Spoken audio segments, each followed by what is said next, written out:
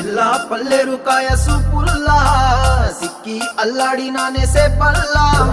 పసిడి పచ్చాని అరసే తుల్లా ధర పోస్తా ప్రాణాలు తానే అడగాల సీతా